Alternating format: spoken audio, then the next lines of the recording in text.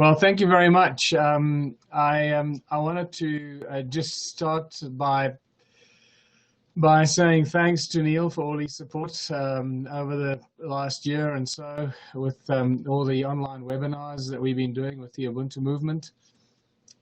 Slowly but surely picking up momentum and lots of excitement into the 2016 elections. I'll be talking more about that in a short while. And to Jonah for your support and the few interactions we've had online, and I hope that it's going to grow into something really positive and powerful across the Atlantic in the USA. A lot of exciting things happening, especially after my last two visits to Boulder, Colorado, where I recorded several episodes for Gaiam Television, which is now called Gaia TV. I shot a 16-part, 16-episode series on the ancient civilizations and the stone circles and Adam's calendar and all that. Plus then I flew back again and we did 8 one-hour episodes on Ubuntu and an Ubuntu workshop, an in-depth, detailed Ubuntu workshop that was shot over 2 days. So I'm really excited that that has been captured on film and it's there for everyone to see and for posterity, no matter what happens into the future. But I want to start out by saying that I spent the last 2 days and tomorrow again up on the mountains here around where I live, because for those of you who don't know, I live out in a small town called Watervalboven in the province of Mpumalanga. And that is really in the heart of all the ancient stone circles, the ancient ruins, literally thousands and thousands of them scattered around us here. And we've been doing some interesting experiments and energetic measurements in the stone circles the last 2 days. And tomorrow morning, we're going to be going to Adam's calendar doing the same. And it just took me back 8 years when I first arrived here. I started exploring these stone structures, completely unaware of where this would lead and how it will evolve, which outcome became the Ubuntu movement and the whole philosophy of contributionism that came out of the research into the origins of humankind, who we are, where we come from, why we're here, delving into the murky past of humanity, and realizing at that point that people and humans lived without money for much, much longer than we've actually lived with money. But being up in the mountains or on the mountains the last few days, or 2 days, was just a reminder of how exciting and energetic this exploration and research into the ancient civilizations is, and has been for me as a journey as well. And I just realized how I've neglected that part of my life because I've been completely consumed by the Ubuntu movement, and it's almost stolen me from my love and passion for the research of the ancient knowledge and so forth. So what I'll probably be doing into the future is finding a balance, because what I was told today in I guess some sort of in a psychic channeling or a download of some sort was that I need to find a balance, because it was my exploration into the ancient cultures that brought me to the Ubuntu philosophy and the contributionism philosophy. And somewhere I lost the balance. And it is in re-establishing and discovering the balance between the two areas of my work and my research is where we'll find a good energetic synergy to take us into the future, which will really benefit both the research factor and the research aspect into the ancient stuff and into the Ubuntu movement, and moving into the political arena and uplifting of humanity through this blueprint for human prosperity that I've started calling it, a world without money, where we all exist in abundance rather than scarcity, or hanging on to survival through sustained communities, self-sustained communities. The word sustain doesn't really resonate very nicely with living in abundance, does it? So self-sustaining communities is not what we're all about with the Ubuntu movement. We are all about creating communities of abundance, that everything we need is available in abundance in ways that we can't imagine under a capitalist system where everything is controlled and economized, where we live in economies and everything is economized because of the way that the corporate system works. So I'm all inspired and hyped and energized from being inside what I refer to as the magnetron. One of the, for those of you that don't know the work that I've been doing in ancient civilizations, some of the millions of stone structures that are scattered throughout southern Africa, the stone circles as they have become known affectionately, are all very powerful energy generating devices that were all connected to each other in ancient times, forming a huge grid. There was an energy generating grid. Some of these stone circles are hexagonal shaped structures, like a honeycomb kind of structure that makes no sense. And it seems that these were and may have been some of the cloning chambers for the early prototype humans, and possibly other entities or beings that we can't really put our finger on right now. But some of the stone circles are very distinctly built and shaped in what is known in electrical engineering or electronics as magnetrons, that generate very, very high energy through resonance and vibrational resonance. Magnetrons are used in generating laser beams and in microwaves, and magnetrons in electrical engineering and in that field of study generate huge amounts of energy. You know, one magnetron that can create a laser beam that can cut metal in a split second. So just to give you an idea of what we're talking about, and we have discovered, or I have identified, several of these magnetron structures built as part of the stone circle network. And I spent most of this morning, several hours in one of these magnetron structures, measuring the energies and revisiting this particular magnetron structure. So you can imagine it is basically there are 8 cells, 8 circles around one in the middle. In fact, some of the magnetrons that make up the stone circle, or the stone circle magnetrons, as I should call it, some vary. Some have got 6 circles around one. Sometimes it's 4 around one.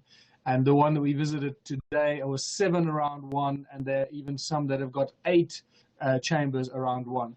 They're called resonance chambers or acoustic chambers that vibrate and resonate, and they create the very powerful energetic amplification effect that then gets harnessed in the central chamber, and then from there gets extracted as an energy field or an energy current or a channel of energy out of the magnetron and utilized for whatever purposes it is used for. So I spent a day in one of these today, and this particular magnetron is made up of very, very acoustic rocks, rocks with very, very high acoustic properties. So we're dealing with silicon-based technology, high in silica and silica dioxide, quartz, very, very high quartz content. So very, very powerful devices, and I must say it was an electrifying experience having revisited this particular site. And this one is very special because it's actually connected through these channels that are energetic links, like 2 wires that run out from the magnetron and then into another channel that connects it into the greater network of other stone circles. And this particular magnetron is actually connected to a whole cluster of hexagonal cells that is like this honeycomb structure attached to the magnetron. So some very, very strange and mysterious activities must have been happening in the ancient past at this particular site.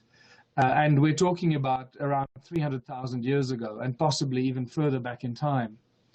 And again, we picked up, or I picked up, some stones that ring like bells, that resemble these elongated stones that ring absolutely beautifully with these perfect frequencies when you strike them, that I suspect may have been activators for initiating some of the frequencies and the energies in these stone circles and magnetron structures. But just to give you an idea of the kind of energy that these structures generate, a tiny little magnetron can generate an energy that can create laser beams that obviously cut metal in a split second. And this particular magnetron was actually bigger than I remember from being there before. I used to say in some of my presentations that this magnetron is about 20 meters in diameter. Well, today I measured it, and it's actually 40 meters in diameter. It's a lot bigger than I remembered. So a magnetron of this size, according to two scientists that I asked, magnetron scientists that work with magnetrons, one was in 2012, I believe it was, or 2013, in Glastonbury, England, and another scientist in Boulder, Colorado in 2013. I asked them both the same question, and they both gave me the same answer. I asked them, how much energy would a magnetron 20 meters in diameter generate? And the answer was more energy than all power plants in the world today. And that is a spectacular realization, what we're dealing with here. The advanced knowledge of this ancient technology that simply uses silicon-based structures that are rocks, stones in their natural form, not having to extract the quartz or extract the silica as we do today, because we need to package it into silver shiny boxes so we can sell it to some dumb schmuck who thinks he's buying advanced technology. The ancients used the advanced technology in its original form. They used it in the rocks itself and used the stones as resonators and activators of the sound, and the silica and the crystalline structures inside the stones to do the work for them. So the fascinating thing is that we don't just have one or two of these magnetrons. We have hundreds, if not thousands, of these giant magnetrons scattered throughout Southern Africa, South Africa, Zimbabwe, and probably Botswana and Mozambique, but specifically South Africa, because this is where I found them, so I can speak with absolute assurance that we have several of them. And because I've identified about 6 of these magnetron structures scattered among the other stone circles, I assume that there must be hundreds, if not thousands, of these if you start scanning the entire area, and especially the areas of the stone circles that have been completely destroyed by forestry or farming or town development and so forth. So I'll be probably putting out some of this information. We shot some videos, putting a little documentary about it out, and a lot of fascinating information that came out of it today. And we look forward to spending more time at Adam Scalada tomorrow morning at sunrise and doing the same kind of measurements. So where does that take me? That really takes me, have a little sip of my lemon ginger tea, because it's already 10 to 10 at night here in South Africa. And I've had a long, hard day up the mountain. I actually feel a bit sunburned. I caught the sun. You may see my shiny face from the sun. Luckily, I did wear a hat. But I need to get a little bit of some liquid into my body. So cheers to those that are joining us. And excuse me for a second.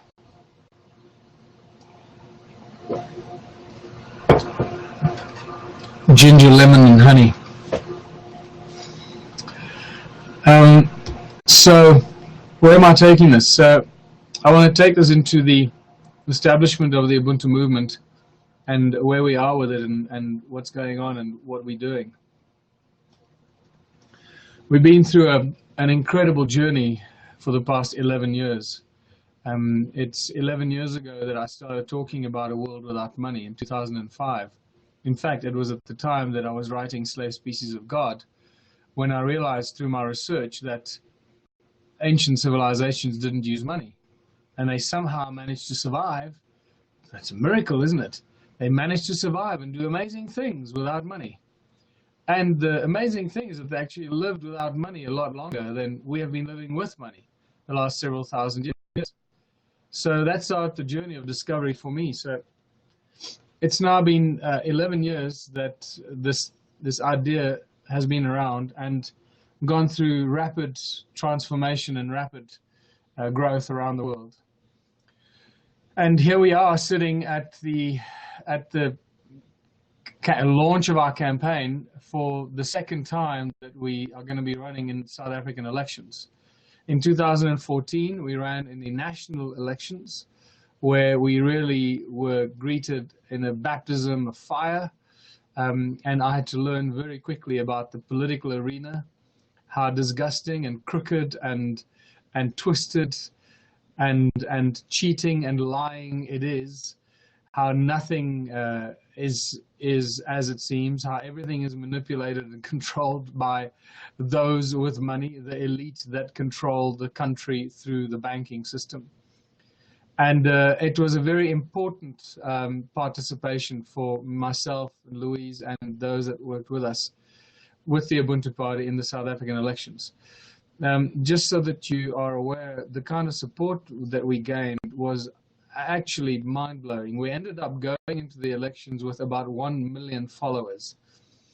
Now, I know that the results didn't reflect that at all. And the reason is because the results are completely and utterly controlled. The results are not a reflection of what people voted or who people voted for. But this is why we had to do this. We had to participate so that we could learn and then take that knowledge and that experience into the future and into what we're doing now in 2016 in the local municipal elections, which is a completely different kettle of fish. But I'm going to come back to that. First, let me just tell you that the reason I know that we had about 1 million followers is very simple, because we did an SMS message campaign to the people in South Africa, and we sent out about 10 million or maybe more, I think 20 million messages to people throughout Southern Africa or South Africa. And out of those, we got 800,000 responses that said, yes, we like Ubuntu Party, we will support Ubuntu Party. So I still have on my laptop names and cell phone numbers of 800,000 people who responded positively to the Ubuntu Party message. Then we had another 200,000 or more followers from the New Economics Rights Alliance, Scott Kundal's movement that he started, New Era, in South Africa, who were closely associated to Ubuntu. So together we had about 1 million followers going into the South African elections. So when I say we had 1 million followers, it is based on real statistical data, not just me imagining that we had these followers. And this is fascinating because we ended up with just less than 5,500 votes in the national elections, which is clearly a distortion of the facts that happened. One of the key events that happened, and this is the reason I'm telling you this, is because this all leads into the confidence that we have going into the 2016 local municipal elections.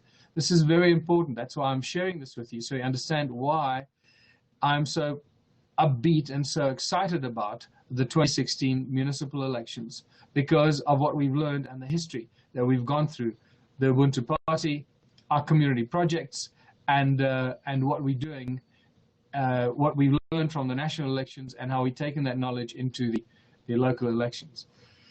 So there was a very interesting event during the national elections, during the period when the voting counts were coming in, and all the parties had their tables set up in the giant IEC, the Independent Electoral Commission, giant hall with a big screen, the big blue screen, all of the parties and the results coming in all the time. And right in front of us, there was one of the parties. I forget what the name of the party was now, but they did actually get into Parliament. They got quite a few seats in Parliament.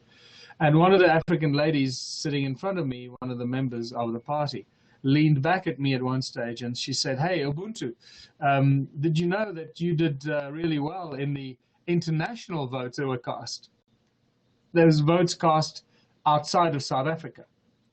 And there were 18,500, or around 18,500 votes cast by people voting outside of South Africa.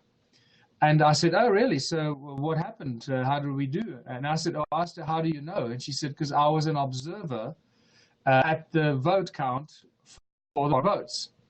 And Ubuntu Party took everybody by surprise," she said, "because Ubuntu got the most number of votes out of all the parties from overseas foreign votes." I was astounded, absolutely shocked. I did not expect that. But you have to understand what I'm telling you. This is a historic event that happened here. Ubuntu Party got more votes than the ruling party, the ANC, or the opposition, the DA. Now, it's like saying that a small, little, tiny independent gets more votes in the USA than the Democrats or the Republicans. This is a huge event that happened here. And this must have sent shockwaves through the entire Electoral Commission and the South African Reserve Bank, who are the chief, head honcho that controls the elections and controls the outcome, obviously, because they run the country, just like the Fed runs the USA and all the central banks run all the different countries around the world, telling the politicians what they will do and when. So this must have been an absolute shock to those managing the elections. And there's no way they could have released those numbers. Ubuntu Party getting more than the ANC or the DA. This is just not going to happen. With the result that after they announced at the IEC headquarters that the what is it called, the conference center or whatever, I forget actually, there was a name for it, where we all had our the votes coming in. After they announced the international votes had ended and 18,500 votes were cast internationally, it took another 3 days before they released the results. You put this into context. 18,000 votes cast, and it took them 3 days to release the results. So it was obviously a huge, a lot of meetings and debates were taking place behind closed doors as to how they were going to handle this very delicate situation. They could not have released the fact and given the Ubuntu Party the majority of the votes, followed by the ANC, followed by whoever else. That was just never going to happen. So what they did was the following. They shuffled and manipulated the results, so much so that they reflected the results on a national level in South Africa. However, we don't really know what the national results looked like because we don't know how they manipulated the votes in, at the voting stations around South Africa. There were around 20,000 voting stations around South Africa. So it's a lot of voting stations for a country our size. And what happened then is they ended up releasing the results from the international votes cast. And obviously the ANC got the largest number of votes, as everyone would have expected, followed by all the other suspects, the usual suspects. And the Ubuntu Party, after we were told that we had the largest number of votes, more than the ANC, the Ubuntu Party was allocated 28 votes out of 18,500 votes, 28 votes. So that obviously was a shock to me, but it was a huge realization that the election results are absolutely and 100% manipulated and controlled to be what the elite wanted to be. It has nothing to do with how the people vote. Now, that brings us to the local elections, 2016. What we realized in the national elections is that it's pointless going after Parliament, trying to get into Parliament, because even if you do get into parliament, what effect do you really have if you a lone voice, or if you have 2 or 3 or 4 seats, even 10 seats in parliament? It gives you absolutely no power or effect or influence whatsoever. You become an irritation to the elite ruling party, and you always get dismissed and fobbed aside. Nothing you do or nothing you propose will ever be seen through or be voted into becoming a reality for the people of the country. However, on a local level, everything changes. And what I realized is the following, that one elected Ubuntu mayor in one little municipality is infinitely more powerful, infinitely more effective, and will have infinitely more effect, immediate effect and impact on his or her community than 10 or 20 elected members of parliament. And that's when the penny dropped for me. It's the local elections that are far more powerful for us as a small party to go and plant the seed of consciousness, or the seed or the virus of consciousness into the belly of the beast, and start affecting and changing the political arena in our favor. So, what we're doing now is focusing with the Ubuntu Party for 2016 on the 12 smallest municipalities in South Africa. That is our strategy. And our strategy is very simple. We just have to win one of these small municipalities as a majority so that we become the government of that municipality. The Ubuntu elects the mayor and elects the councillors for the towns that fall under that municipality. On average, every municipality has between 4 and 10 towns. Some of these towns are very small. The smallest municipalities in South Africa range from 7,500 people to about 12,000 people that make up those 12 smallest municipalities. We have now identified 12 or 14 of these. I've added 1 or 2 more, so that in case we do not find the best suitable candidates in some of these, we have an extra few that we can work with.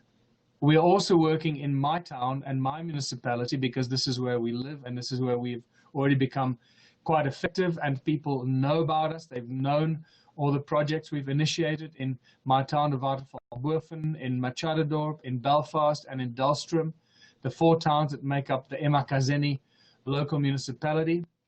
And this municipality consists of about 45,000 people. So it's substantially larger than the very small municipalities. However, we already have a groundswell of support in these towns of our municipality, and we will be contesting here, and I'll be running for mayor in these 4 towns. In the other small municipalities, we will start campaigning from the end of this month. The posters, the lampole posters for our town are going up this coming week already. And we are printing 1,000 posters for our 4 towns, which is a lot of posters for 4 small towns. And we believe that the effect and the impact will start happening next week as the posters go up. We've already started distributing for the last 2 months. We've been distributing door to door our leaflets and pamphlets and petitions to the people in our 4 towns, in our municipality, and sharing the philosophy with them and the plan of action. Now I'm going to come to the plan of action, because that is where it all starts to become very crystal clear as to how quickly and how simply we can create change and use this opportunity, because that's really what this is. This local municipal election in South Africa is an opportunity that we've been given. It's a gift to us to use the political arena to fast track, to bring, or as a fast track, to bring this concept of Ubuntu and contributionism into our communities, and allowing one small town to become the catalyst or the first domino to fall that will affect thousands and hundreds of thousands of towns, not just in South Africa, but around the world. The effect of us winning one small town, one small municipality, is unimaginable. Now, for people that don't still get this, let me be very clear about this, and I want to try and explain this to you in very simple terms.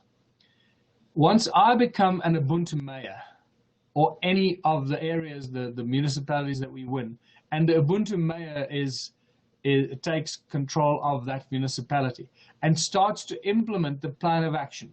Plan of action being installing our own free electricity so that everybody in our community gets free electricity, starting and launching a variety of community projects.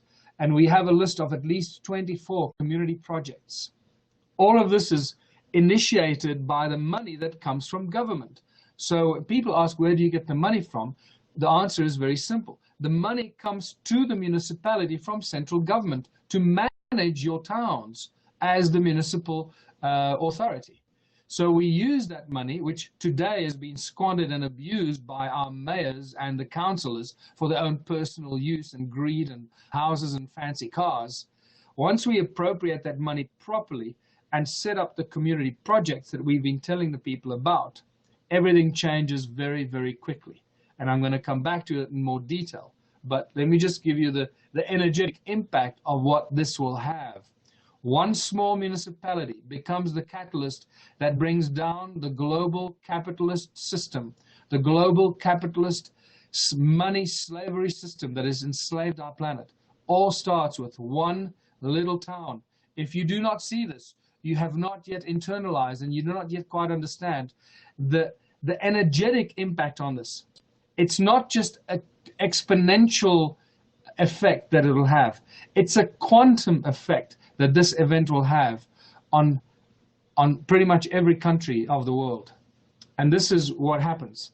Imagine if I become the mayor and I implement these Ubuntu principles, free electricity, all the community projects. Everything we do with the community projects does not belong to any corporation or to the municipality or to the government. All the benefits and the profits from these community projects. Yes, I said the word profits because in the beginning we will be making money for our community because we're still trapped in a money system and we have to use the money to rid ourselves of the money. Don't think we're going to do this without any money. Then you're living in an illusion. We have to use the system to beat the system. And some people get confused about this. There is no other way around it. So we have to use the money to set up the structures so we no longer need the money in the future, and slowly but surely wean ourselves off the money, which comes naturally. Nothing is forced. It just happens on its own. I'll talk more about that as well. So I implement as the Ubuntu mayor all these amazing philosophies, these principles, and this action, fixing up our sporting facilities, the arts and culture, recreation, sports, parks, the recycling, the fixing of the roads, the upgrading of our hospital, bringing in healers, putting up research laboratories for scientists and researchers to come and create energy devices and cures for all disease. All of this will be implemented with almost immediate effect. Why? Because I'm the mayor and I say so, and it'll be implemented because this is our plan of action. This is what we're going into the elections telling the people we are going to do this. So when we win, we're going to do exactly what we told the people we're going to do. That's how simple it is. We don't have to ask permission from anyone. We don't have to go and fill in forms and tell the government that we want to do this, we want to do that. No, we won the election on the election promises as to what we're going to do for our people in our community. And when we win, we implement those principles as that plan of action. Now, imagine this happens and our town suddenly is just filled with these amazing energy. All the people that are just suddenly transformed. They no longer live in fear. They're no longer stressed about how they're going to survive. Because suddenly everything we do in our community is free to the people who participate in the community projects. Everything from food, bread, milk, water, hospitalization, healthcare, electricity, free electricity for everyone in our community. As long as you contribute your 3 hours a week towards one of the community projects. That is the basic, simple formula.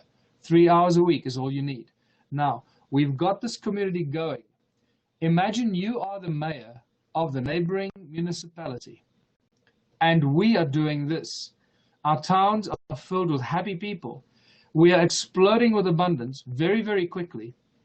And you're the mayor of a neighboring municipality, and all your towns are still struggling and feeling the hardships of the capitalist economic model that you are upholding in your municipality. What are you going to do as the mayor of the neighboring towns and municipality? You know what the answer is already. Everybody knows what the answer is already. We don't have to say a word to the neighboring mayors. We don't have to convince them of anything. We don't have to try and show them the way. We don't have to do a thing other than focusing on ourselves, on our own municipality, on our own towns, and upgrading, uplifting, improving the lives of our own people in our own municipality. That's all we have to do. Our actions and the energetic results of what we do will do the work for us. And all the neighboring mayors and all the mayors throughout South Africa will be aware of our success and our actions within days, within weeks of us starting to implement this activity. This is how quickly things will change. And all the other mayors will know, unless they implement the same plan of action, they're not going to be in office for very much longer. And this is the exciting thing about how you can use the local municipal elections to inject the seed of consciousness, this virus of consciousness, into the political arena, and using the system to beat the system, to create this tiny little platform from which we spring a whole global philosophy that nobody could ever expect, or nobody ever expected could happen. From the smallest little town in South Africa could come a global revolution of consciousness that no one ever predicted would be possible to happen. That's how powerful these South African elections in 2016 are. It truly is an opportunity for us to create this global revolution of consciousness. We don't have to oppose anyone. We don't have to fight anyone. We don't have to resist anyone. All we're doing is creating a new alternative for ourselves in our own towns, in our own communities. The smallest towns will be the catalyst, the first domino to fall. So what I'd like to do is just talk you through some of the plan of action and maybe some of the answers. Yeah, 3 hours a week versus 50 hours a week for lack. It's, yeah, thank you. So I see there's some people making some comments here. So if there are any questions that you want to pose, just put them in there.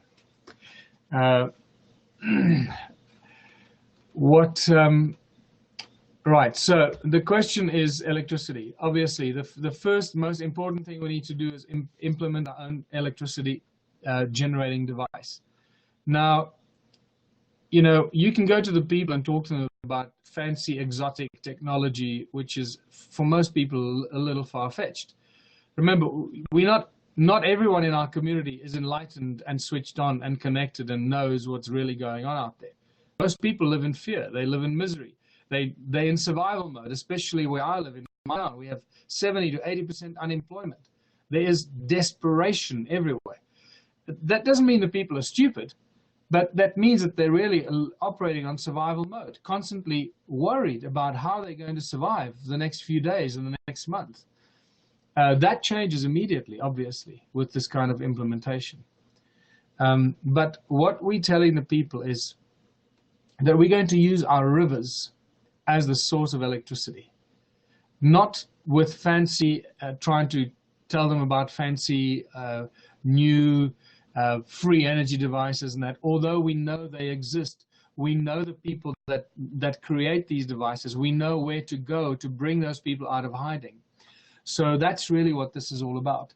You just talking to people about our own electricity supply using tried and tested methods. And when you tell people we're going to use the river and hydro turbine technology, it's not you know, something that people take a long time to understand. Most people understand that rivers can create electricity, and water, flowing water, the current of water creates a current of electricity. Isn't that amazing and poetic? So as long as you go to water, as long as you go to river, or even a small stream running past your town, you can create electricity. And you can create a lot of electricity because there is technology available. And once again, we have access to this technology through the many brilliant scientists and inventors that we have had the pleasure of meeting over the last, especially 6 years of traveling around the world, the USA, Europe, Australia, and meeting some of the most amazing inventors and researchers and scientists that have come up with the most incredible devices. Many of these people come out of the woodwork once they're invited by a political authority. But before I get there, we have access to hydro turbine technology that is at least 20 times as effective as current hydro turbine technology. We also have access to what is known as lazy water technology, lazy water hydro turbine technology, slow moving water that still generates huge amounts of energy. All this technology is out there, it exists. The reason it's not being used by our governments and our municipalities is because it's not good for business. They're not going to give us and expose this kind of technology on a mass global basis because they're deep in cahoots and in the pockets and, you know, scratching each other's backs, from government to the electrical suppliers to the bankers that control everything. It's one big bunch of you know, people that are controlling the country and controlling the supply of money. So of course we're not going to have our governments and municipalities give us this technology. But once the Ubuntu party wins and the Ubuntu mayor takes office, all of this stuff will happen virtually immediately, overnight. And the thing that we, for example, today in our municipality, the mayor never ever talks to the people. You never ever hear anything the mayor say as to what they're going to do, what their plans are, because it's all done behind closed doors. It's all done to deprive people of their rights, to constantly erode the quality of our lives, to break down the infrastructure and create a society of lack where we struggle to survive, where we really have to fight for survival on a daily basis. This is what life in most South African small towns is all about. And there are those few that have and that live reasonably well, and the majority of the people live in absolute misery and poverty, and many of them actually starve. In the last 2 days, I've had to help 2 people that were literally starving, and these are normal people that even 6 months ago still had a job. Now they're out of a job and they have nothing. They can't even buy bread. And you know, young guys that were helping me with the Ubuntu projects, the Ubuntu for the upgrading and the fixing of the town hall, for example. One of the young guys, a brilliant young guy that phoned me in desperation yesterday and said, please help me. We don't have any money. My parents are starving. So I'm constantly bombarded with phone calls like this every day now from people because they see me as some sort of a savior, and for some reason they think I've got money, which they obviously don't really know enough about how little money I have and we have. But you know, I could come up with $100 for the guy so he could buy a bag of cornmeal to feed his family. Anyway, this is just by the by. So this is the kind of condition that we find ourselves in here. And I completely lost my train of thought now.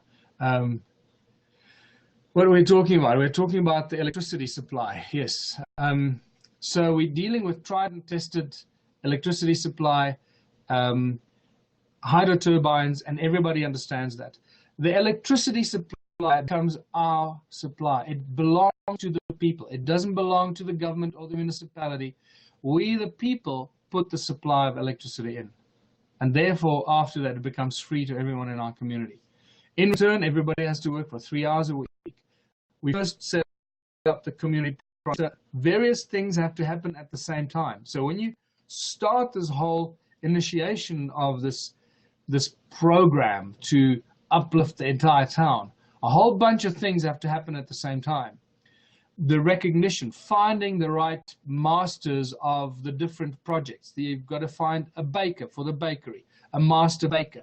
probably more than one baker. You've got to find a cheese maker, and you've got to find the fish breeders and the food growers, different kinds of food growers. Mushroom cultivation, which I believe must be part of the community, because mushrooms you can grow very quickly, and mushrooms can really sustain a large number of people because they grow so quickly and in so much abundance that not only feed your community, but you can export the mushrooms and bring a lot of money into your community. So set up all these community projects, the wood factory, the metal factory, the building materials, the sawmill for the wood, and so forth. So the health, the upgrading of the hospital, bringing in technology that they currently don't use. We know that you can cure all disease. So all of this has to happen at the same time, bringing these master craftsmen and people that manage these different projects, together with project managers and those that support those, and plan everything very, very strategically for your whole community. And then we have to work out the abundance factor, because remember, we're not creating communities, self-sustaining communities, and often people get this wrong. The Ubuntu contributionism model has got nothing to do with sustaining ourselves. The word sustain tells you we're hanging on for dear life. We don't want to hang on for life. We want to sustain ourselves. We're creating so much abundance for ourselves that we can export it and get money in. And this abundance that we create will eventually, when all the other towns and communities around us do what we do, we no longer then sell it. We then start to share it with all those around us that don't have enough of what we've created. This is why the abundance factor becomes so critical. And we create at least 3 times as much. This is the contributionism model. This is critical for everyone to understand. We create at least 3 times as much as what we need. Now, an example. Our fish farm can breed 1 million fish a month. This is one of the projects we propose in our town. And many other towns can do the same thing, that especially towns that are near rivers or that, and et cetera, et cetera. So if we can breed 1 million fish a month, at 10 Rand a fish, which is about $1 a fish, we can generate 10 million Rand a month. That is 3 times as much as our town is currently receiving from our municipality. I'm sharing this with you so you get a sense of how successful our community projects can be in bringing in cash and money for our community. We have 24 community projects earmarked for the launch and the implementation in our towns. 24. The fish farm is just one of those 24 community projects.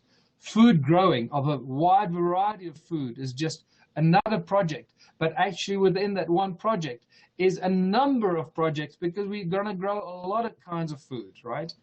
So just let your mind run wild and figure out how much money we're going to bring into our town with this plan of action. The 3 hours a week plan of action is really the unification of the people. What have we achieved when we do this? In our town of 5,000 people, 3 hours a week means 15,000 hours of labor a week. You know how much we can create. How much we can create. I need to shut my my Skype off because people are calling me while I'm talking.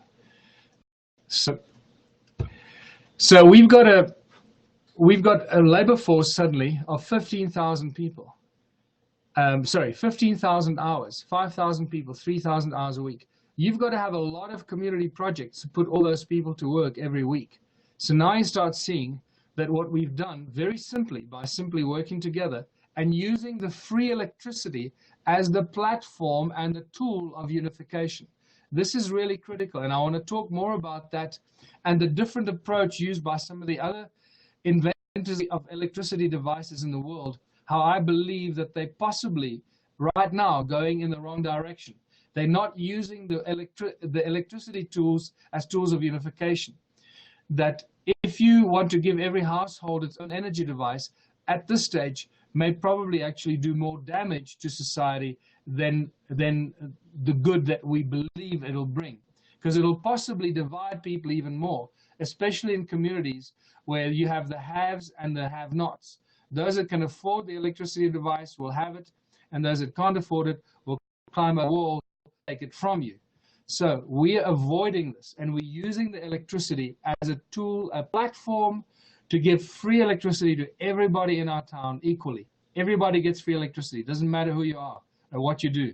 All the businesses, all the factories, everybody gets free electricity, no matter what you do. So nobody has to worry about providing or getting electricity and doing what they do. Using that as the tool to unite the people. But in return for that free electricity, you have to contribute your 3-hour week. So this is how we use the tool to unite the people. 15,000 hours a week, we start creating a lot of produce, a lot of food, a lot of services, and things change very quickly for the benefit. Everything we do, all the product we create, all the food we grow, everything we create is available for free to those that contribute their 3 hours a week. And that's where you start realizing that you don't need money. The rest of the money that we get, imagine we're making 30, 40 million rand a month for our little community. Let's say it's $3 million a month for your little town. We're not going to use all that money to keep upgrading the community projects. Part of that money will be used to keep creating new projects and upgrading existing projects, because we constantly have to going to be creating new projects to create components for the existing projects, so that if we need bicycle spokes for the bicycle factory, that we actually create a community project that makes bicycle spokes. Or if we need corn flour to make bread or tortillas, then we need to have a mill that actually mills the corn into flour. So there'll be all these projects that create the components for the other projects. So this keeps growing, but we're not always going to be using all the money for upgrading and all that. So whatever money we don't use, we don't need, and we'll probably decide, and what I forgot to mention, it's through the Council of Elders. And I'll come back to the appointment of the Council of Elders, which is very important in realizing how the town takes on its management and controls itself after the Ubuntu party wins the election. It automatically basically hands over the control to the Council of Elders. But I'll come back to that. Excuse me, Michael, there is a guest, Gareth Jenkins, that is asking if you could please explain the ancient research, important research you're doing, and the connection to the Ubuntu campaign. Yeah, thank you very much, Jonah. I'll come back to that shortly. So the money that gets made through these community projects then gets distributed equally to all the people that contribute their 3 hours a week. And in a calculation that I did in our town, within the first year, the money that will be coming in from the projects and distributed to the people of the town that participate with their 3 hours a week, everyone in our town that participates will be earning more than the average monthly salary is in South Africa. Now you have to put this into context of what we're doing here. So you get free electricity, you get free food and clothing and whatever else we're doing in our town, everything we're creating, and you're getting the equivalent of a monthly salary of the people that are still holding down jobs and are going out every day to their lousy jobs to try and earn a living and completely enslaved in the system. The reason I bring this up is the question of the fence sitters. In the beginning, not everybody is going to want to participate in this. There will always be the fence sitters. Those that want to say, well, I want to see how this is going to work out before I join in, because, you know, I don't have 3 hours a week. Or they're going to feel that it's belittling or degrading to go and work in some community project for 3 hours a week. How long do you think those people will be sitting on the fence when all their friends and everybody around them suddenly has the free electricity. They're learning new skills every time you go do something for 3 hours a week. You'll probably be volunteering for more than 3 hours a week. In fact, most of the people that come to my workshops always, more often than not, say, well, I want to do things for more than 3 hours a week because, you know, what else am I going to do with all my time? I still want to do something. And I have hobbies, so I'll probably want to go and do some of the hobbies that I want to do in the community project that is connected to the thing that I love to do. Or create your own community project that is actually your hobby. And in there, I've just given away how what you love to do will most likely become a community project in which you'll be supported by a whole community. So it's a very simple cycle and spiral that just keeps feeding and supporting itself, looping itself, feeding itself, and growing and expanding, growing stronger and stronger all the time. Just to go back to Jonah's question, how the connection of the ancient research and ancient civilizations connects to this is that very clearly there was a specific point in human history where money was introduced as a tool of enslavement. And there are Sumerian texts, clay tablets, known as the Sumerian Kings lists, that clearly spell out some very interesting activities during which it seems this thing called money was created and introduced as a tool of enslavement to humanity. And in these Sumerian Kings lists, we read about a period in human history when the kingdom was lowered to earth from heaven. The Kings lists actually carry a lot of information, a lot of very critical information that's encoded with harmonic resonance frequencies. It's encoded with a lot of subliminal knowledge and information. But it also carries a lot of surface information, factual information as well. And it tells us that there was a period when kingdom was lowered to earth from heaven. And the first kings and priest kings were appointed from among the humans by the gods. These gods, these entities, appointed the first royal bloodlines on earth. And these royal bloodlines became the first bankers.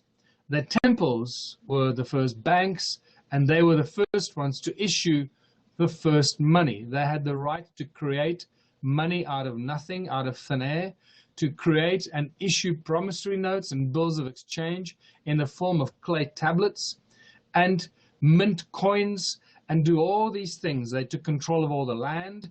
That's why it became the real estate or the royal estate.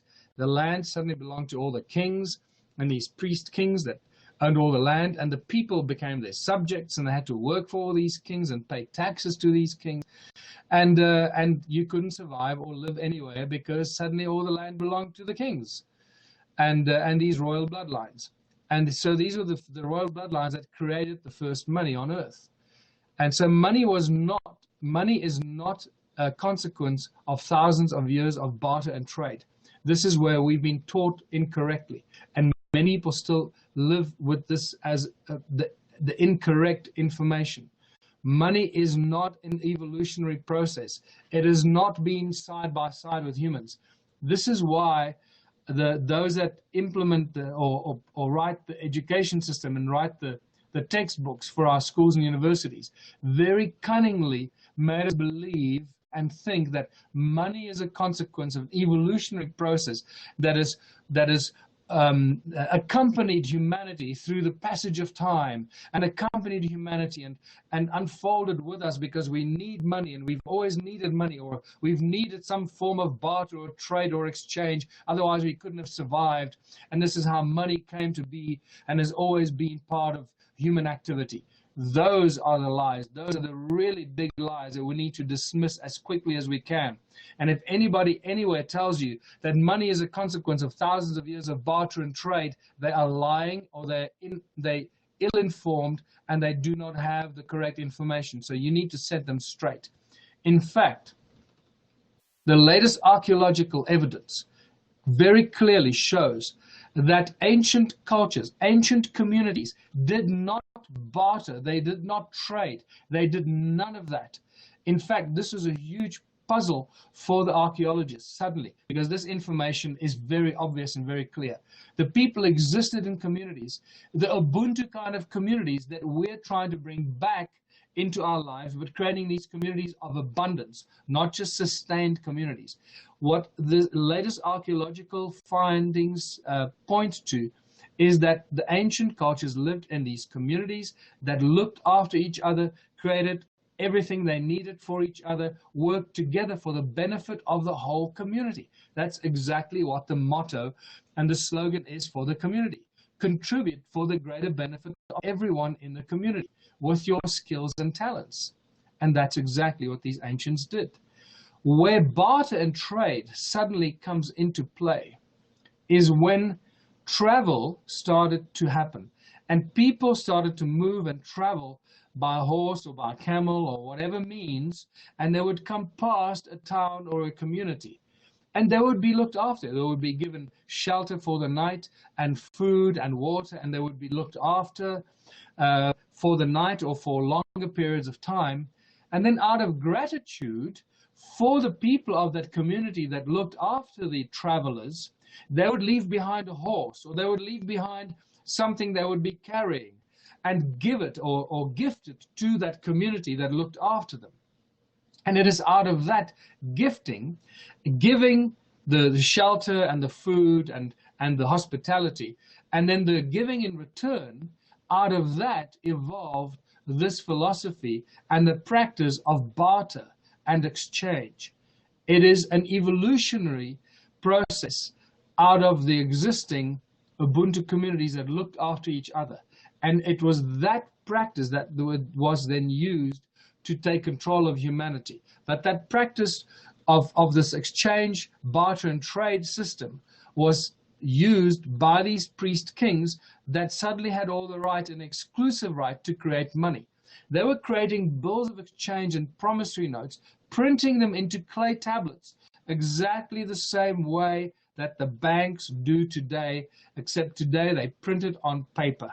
It's a bunch of fancy stamps, fancy logos, fancy written words that mean absolutely nothing. It's all bogus and smoke and mirrors, lies and deception with which they have entrapped and enslaved and boggled the minds of people around the world that don't understand what's going on and are simply trapped into the lies and the deceptions of these royal bloodlines that have been running this banking money scam for a few thousand years now.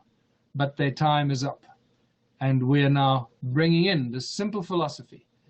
And where I can tell you, the best news I can tell you tonight or today, wherever you may be, is that this entire global banking slavery system is going to come down, and going to come down because of the victory of the Ubuntu philosophy in one small town. No matter where it is, it can be in Russia, it can be in Turkey, it can be the USA or Australia or in Kenya or in South Africa, it doesn't matter.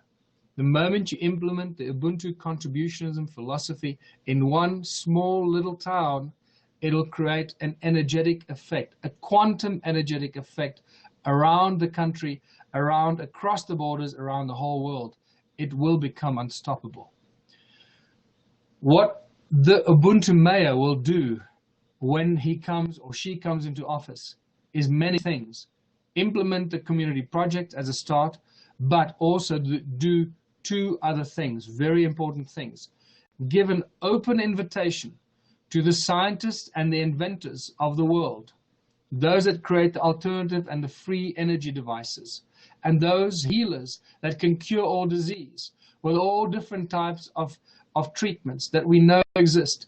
Invite those scientists and those brilliant minds into our town, where they will be given shelter, they'll be given protection, they'll be given the exposure of their brilliance and their devices and their technology, and we'll share it with the rest of the world. Give them the laboratories and the research that they need so they can finish and do what they're good at, and then share it with the rest of the world, not just our own community, but with everyone else in the world. And this is what these inventors want.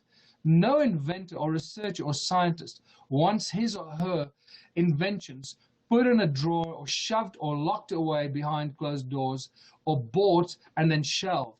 They want their inventions to be shared with the world. It's their baby. It's their creation. They don't want it hidden from society.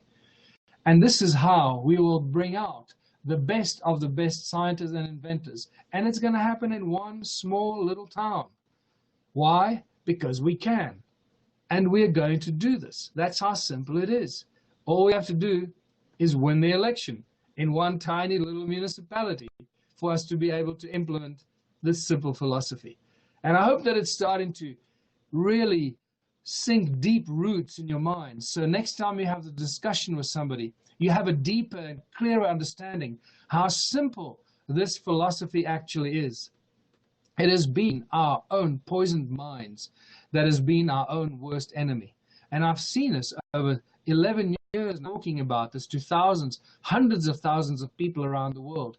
I've seen the same pattern. First, the people come with their poisoned minds, asking the same questions, what I call the 13 frequently asked questions that everybody asks. It's quite spectacular that in a world with money, we have millions of problems, and our government seemingly can't solve the problems with all the money in the world. They just cannot solve the problems. No matter what they throw at the problems, we can't solve our problems. The moment you remove money from society and you propose a system without money, like Ubuntu and contributionism, there seem to be 13 frequently asked questions, problems, the same 13 problems that people keep coming up with. So if we just overcome these 13 hurdles and obstacles that people keep coming up with, we can live in paradise and in a utopian world of absolute abundance.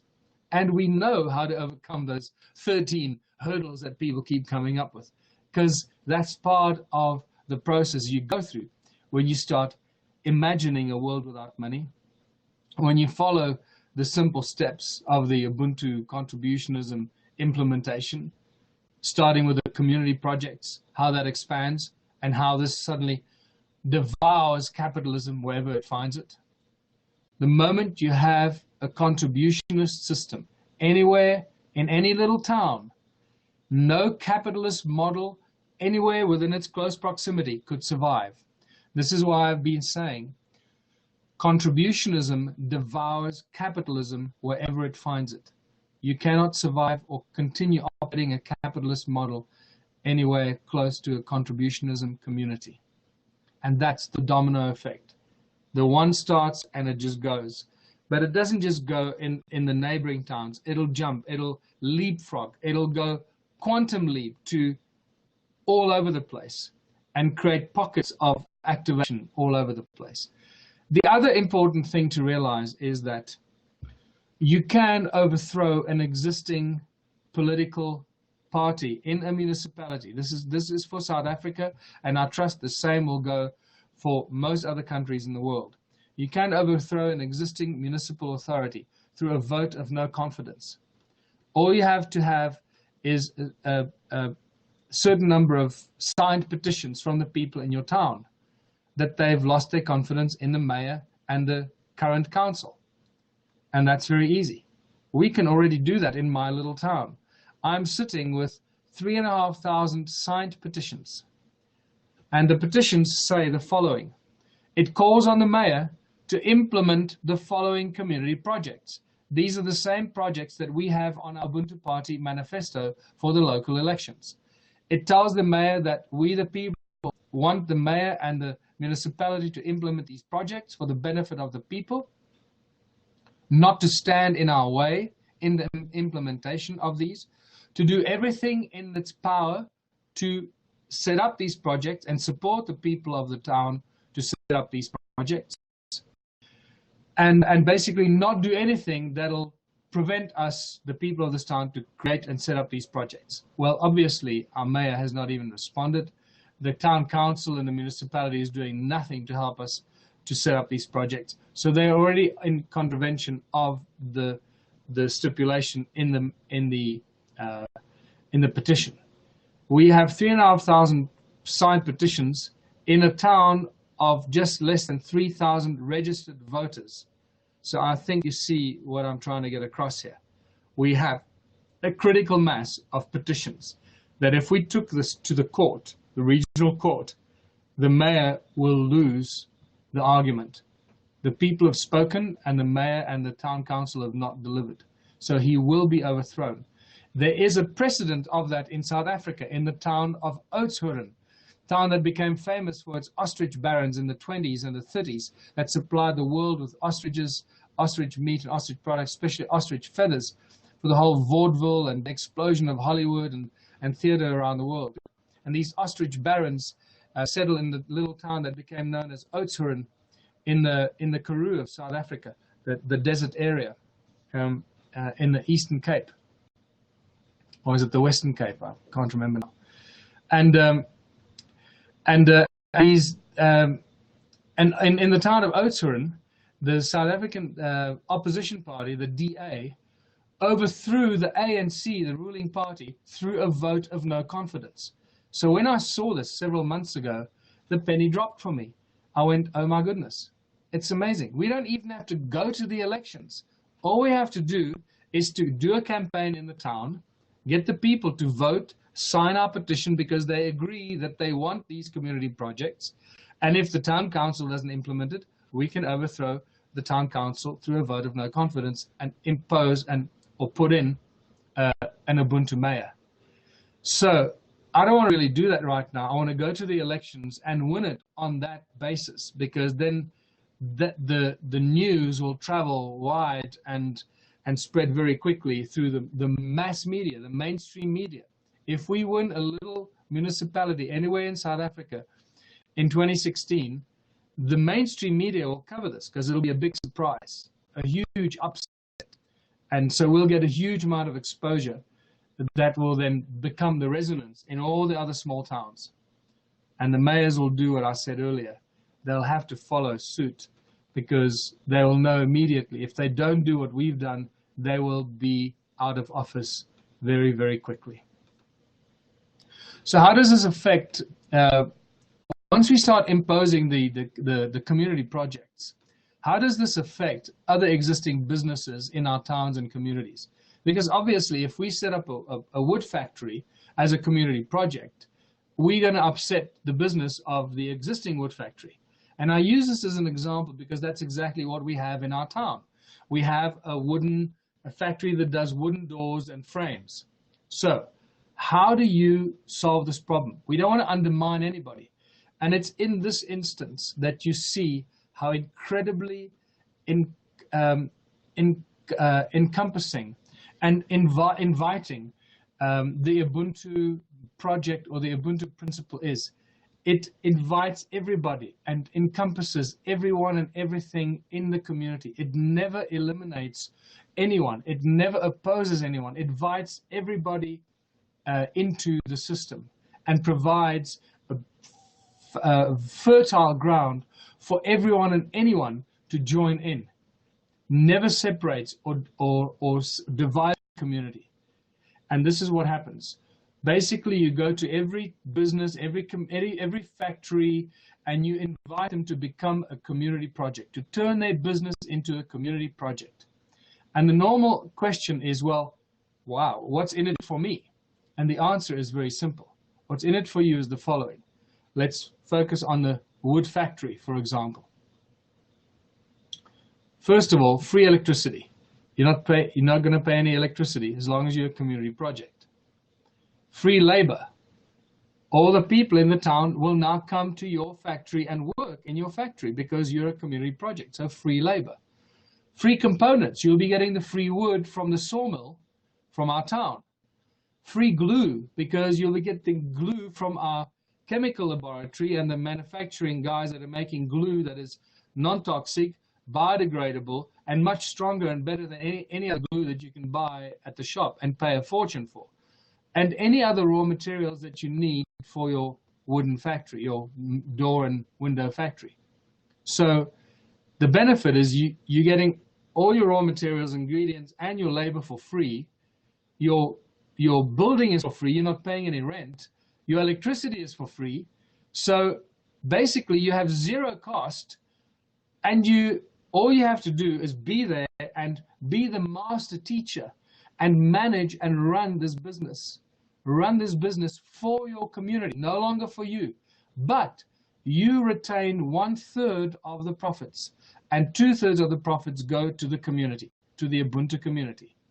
The answer, every time we've approached a farmer or a factory owner or a winemaker or anyone to that extent, a dairy farmer, everyone always has the same answer. We don't even enter into any kind of negotiation. The answer is a standard answer from everyone. When can we start? This shows you how inclusive and embracing this contributionism principle is. It never excludes or eliminates anyone. It brings everybody into the fold because it is that cohesive system. And this is why I say we cannot screw it up. Once you start this process, it is impossible to screw it up because it's a natural order of things. It's a self-correcting system. It always corrects itself for the best outcome, the best outcome for the whole community, not the best outcome for one individual at the expense of the people of the community. Bringing in wealth and abundance, first in monetary form, at the same time, obviously food and everything else we do, but also in money. So much money will be coming in from all these projects. I call it the FU money factor, because this community will have so much money, we can do anything we want. If we need to build a new hospital, we'll just build a bloody new hospital. We don't have to think about where we're going to get the money because we'll have so much money coming in. We'll have the best healers in the world, the best scientists and inventors creating and inventing. In fact, all the factories and inventors and scientists and computer geeks that want to create supercomputers will all be coming to our town and our community because we'll be providing them with the research facilities and the manufacturing that they can give birth to their dreams and their creative talents. How long do you think it's going to take a bunch of computer geeks to build a supercomputer if we give them all the technology and the research they need? How long will that take? The answer has been, in the workshops I've been doing, the answer has been, from other computer geeks, by the way, has been anything from 1 week to 6 months. Well, I think the answer is probably even better than that. It'll probably happen instantly because there are probably computer geeks out there somewhere that have already created a supercomputer that is infinitely faster and better and non-collapsible, that cannot crash, cannot get viruses, that you don't ever have to upgrade. It already exists, but these computer geeks have it hidden away somewhere and they're too scared to bring it out because they know that nobody is going to make their computer because they'll be killed or it'll be bought from them or they'll be made an offer they can't refuse. So right now they live in fear, the same way that those that create free energy devices live in fear of bringing out their free energy technology. The same way that those cure cancer, those healers that can cure all disease and cancer. So you can see how inclusive this is and how quickly this community will explode in technology and arts and culture. You can imagine the technology we'll have and in the theaters, in our music laboratories, in the music recording studios, in our theaters, in the arts and culture facilities. Only the best technology and the best quality. So, and it'll become a breeding ground and a magnet for inventors, artists, creators to all come to our town and our community. So you can see this. Imagine this happening in thousands of towns around the world and just virtually overnight. And it all starts with one little town in South Africa during the 2016 local elections. This is a real opportunity for us. I'm not sure if there are any questions that there are, but I'd like to maybe conclude this. We've got 5 minutes left. Is that correct? 5 minutes left? Correct. I'd like to 5 minutes. I'd like to conclude with the highest level of recognition, what we've just done here. So now that we've got this community of ours just creating this abundance, we need to put all the food and the technology and the furniture and the whatever. We have to put it somewhere because we're going to be creating too much. So we're going to create like an Ubuntu warehouse, or think of it as like a Walmart or a giant supermarket of that we put all our stuff that we create in our community. So it'll have everything in there, from food to technology to furniture, anything you can imagine. But it'll be our Ubuntu warehouse. All that stuff in there belongs to us. And we'll probably issue the members in our community some sort of a little Ubuntu electronic card, so that you can go to this warehouse and get stuff that you need. Now, the question is, well, can I just pull up there with a truck and load my truck? No. Remember, we've allocated 3 times as much what we need, and we've been very generous when we allocate the stuff to ourselves in our town. So we know how much food we've allocated to ourselves, and it's more food that you could ever eat per week or per month. So, and everything else from the technology and etc. So you can go to the Ubuntu warehouse and swipe your card and get what is allocated to you for the week or for the month. But we've done 2 things, 2 very critically important things by creating this Ubuntu warehouse and the little electronic card that allows you access to the things in there.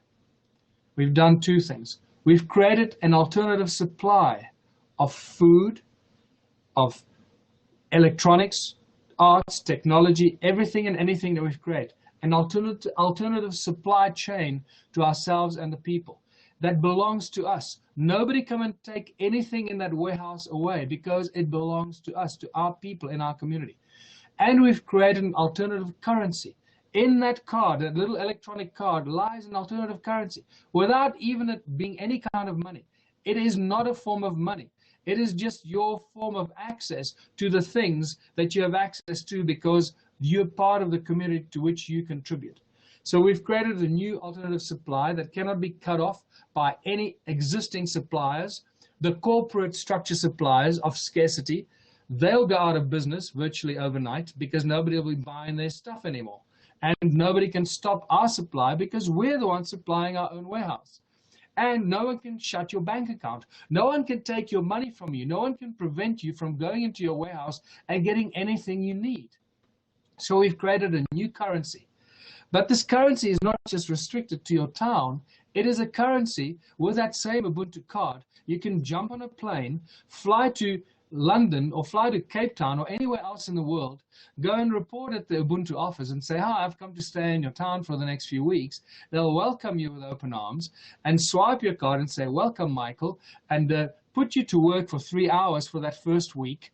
And by giving your 3 hours to the community, just like you've done in your own community, you now have the right to be part of that community, and you can go to the Ubuntu warehouse in that community with your card and get whatever you need. You get given shelter, healthcare, anything you need because you've contributed to your community. Anywhere else in the world, we've created an international currency that cannot be stopped by any bank.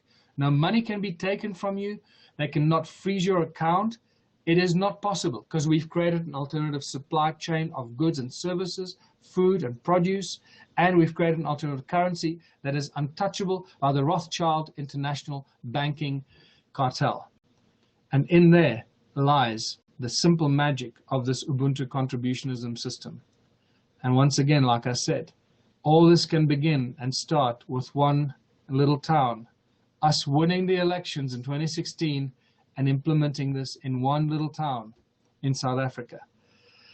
I hope that I've given you in the past 2 hours or hour and a half some insight into what we're doing. We've started to campaign already, but we are now raising the funds to run the campaign. You'll see on the ubuntuparty.org.za, the website, the call for fundraising. I'm raising $200,000, which will be about 2.5 million rand in South Africa, with which to campaign in these 12 smallest municipalities. I believe if we can do that, we will win one of these municipalities because we'll be able to reach all the people in those small municipalities effectively with our message. So please go out there and spread the word for those that can, and hope to see you on the other side. Thanks very much.